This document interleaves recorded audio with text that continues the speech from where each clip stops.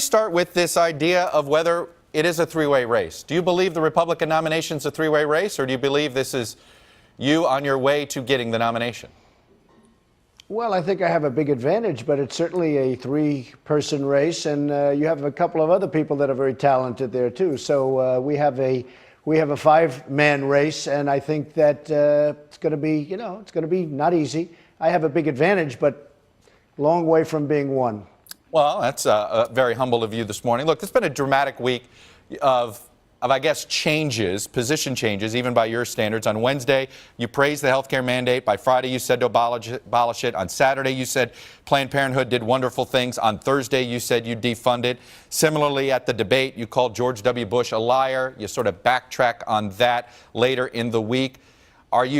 It comes across, are you taking positions that you believe, and or are you sort of, as things get heated, are you switching at the last minute? What are we to make of all this week?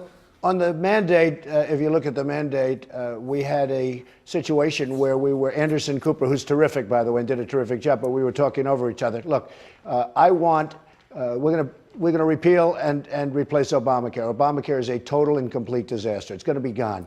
We're going to come up with a great health care plan, whether it's health care savings accounts, with a lot of different things. We're going to get rid of the lines between states. We're going to have great competitive bidding. But I say all the time, you can call it anything you want.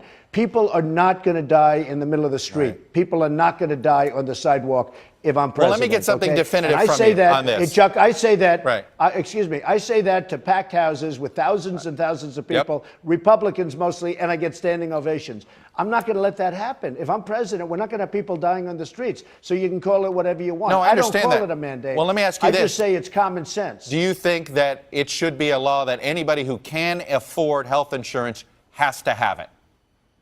I think no. I think it's going to be up to them, okay? I want it to be up to them. But I'm really talking about people that can't afford it. We're not going to let people die in squalor because we are Republicans, okay? That's part of the problem with the Republicans, where somehow they got fed into this horrible position. We're going to take care of people. But no, people don't have to have it. We're going to have great plans. They're going to be a lot less expensive than Obamacare. They're going to be private. They're going to be lots of different options. We're going to have a lot of different options. Right now, you have no options. You know why? Because the insurance company controlled Obama because they gave him a lot of money. That's why you have lines around the states and that you can't get competitive bidding. Now let's move to Planned Parenthood. You defended the other work Planned Parenthood does. And now you said you defunded. Now the government will say, Democrats will say the money they give to Planned Parenthood does not go to abortions, that the money they give to Planned Parenthood only goes to other women's health issues, including mammograms and things like that. If you knew the government money were only going to that, would you support funding Planned Parenthood? Yeah, if it didn't have to do with abortions, look, I understand, and I have many, many friends who are women who understand Planned Parenthood better than you or I will ever understand it. And they do some very good work. Cervical cancer, lots of women's health issues are taken care of. I know one of the candidates, I won't mention names, said, we're not going to spend that kind of money on women's health issues. I am. Planned Parenthood does a really good job in a lot of different areas, but not on abortion. So I'm not going to fund it if it's doing the abortion. I am not going to fund it. Now, they say it's 3% and it's 4%. Some people say it's 60%. I don't believe it's 60%, by the way, but I think it's probably a much lower number. But Planned Parenthood does some very good work, but I would defund as long as they're doing abortions. All right, let me move to the issue of Iraq. Obviously, a couple clips came out. Let me play you the Howard Stern clip in 2002. Okay. Sure. We have an idea who the enemy is, and a lot of times the politicians don't want to tell you that. Are you for invading Iraq? Yeah, I guess so. I wish I wish the first time it was done correctly. Now, clearly, you didn't sound like an enthusiastic supporter of the war, but I am curious of the second part of that quote. The first time I wish the first time it was done correctly. What do you mean by that? Well, what I mean by that is it almost shouldn't have been done. And, I really don't even know what I mean, because that was a long time ago and who knows what was in my head. I think that it wasn't done correctly. In retrospect, it shouldn't have been done at all.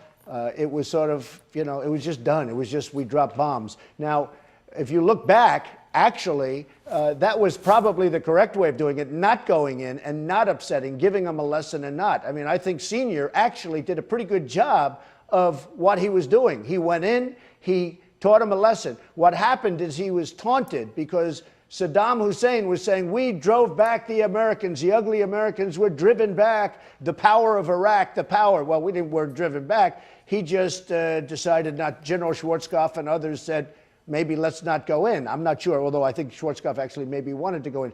I think he maybe did the right thing.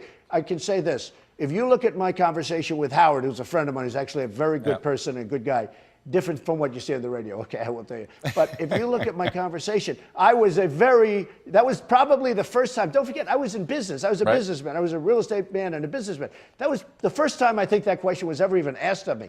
That was long before the war took place. That was, many, many months before the war took place. And you could see by my answer, I wasn't exactly thrilled. Joe Scarborough just released something yesterday, more on point, much nearer. And he put out a tweet saying that, Trump is right. Look what he just said. So you have to take a look at that. But regardless, the war in Iraq was a disaster. It was probably the worst thing. If you look at the Middle East now, all started because of that horrible decision to go into Iraq. And you know what we end up with? Nothing. We spent $2 trillion. We have thousands and thousands of lives killed, just thousands, carnage. And we have wounded warriors who I love all over the place, right?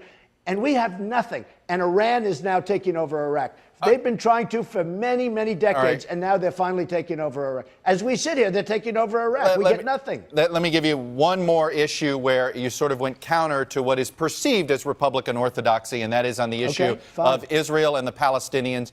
You said Wednesday you wanted to be neutral in that dispute. Explain what neutral means, because some heard that in the pro-Israeli community and thinks, oh, he's going to be anti-Israel. Explain what you mean by neutral. They want me, look, no, I'm very pro-Israel. In fact, I was the head of the Israeli Day Parade a number of years ago. I did a commercial for Netanyahu when he was getting elected. He asked me to do a commercial for him. I did a commercial for him. I am. But I don't want to be, look, the hardest thing to do is that in terms of deal, if you're a deal person, right, the ultimate deal is that deal. Israel, Palestine, if you're going to make it, that probably is the hardest deal there is to make. People are born with hatred. They're taught hatred. And I have to say, it's mostly on the one side, not on the other side. But they're taught hatred. I say this. If I'm going to be president, I'd rather be in a position, because I will try the best I can, and I'm a very good deal maker, believe me, to try and solve that puzzle. You're not going to solve it if you're going to be on one side or another. Everyone understands that. If I'm going to solve the problem, I want to go in with a clean slate. Otherwise, you're never going to get the cooperation of the other side. So that's all I'm saying. Donald Trump, I'm going to leave it there. Again, congratulations on your big win. Stay safe on the trail. We'll be watching on Tuesday.